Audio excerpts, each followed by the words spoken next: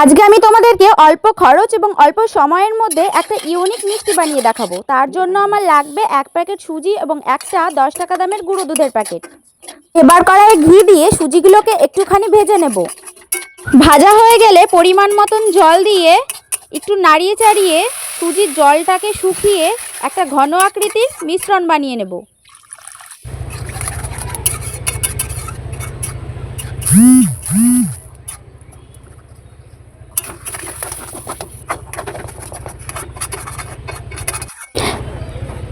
এবার গুঁড়ো দুধটাকে অল্প অল্প করে দিয়ে সুজির সাথে ভালো মতো মিশিয়ে নেব।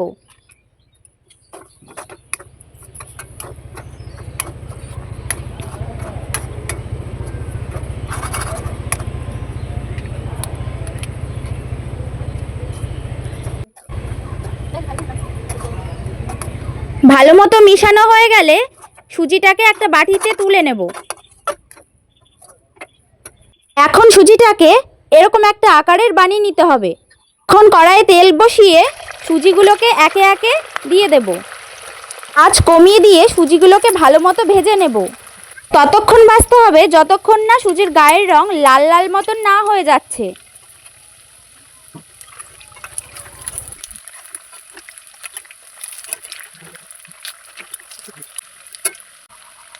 ভালো মতো ভাজা হয়ে গেলে সুজিগুলোকে একে একে তুলে নেব।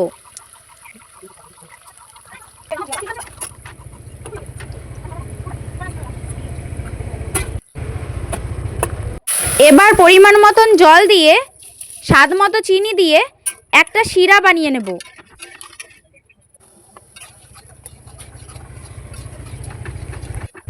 শিরাটা ভালো মতো হয়ে এলে সুজিগুলোকে একে একে দিয়ে দেব।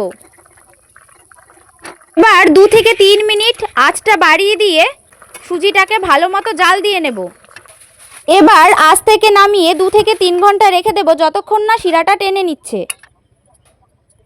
তোমরাই দেখে বলো কেমন হয়েছে।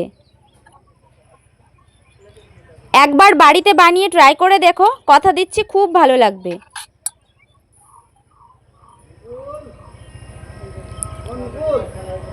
দেখো কতটা সফট হয়েছে।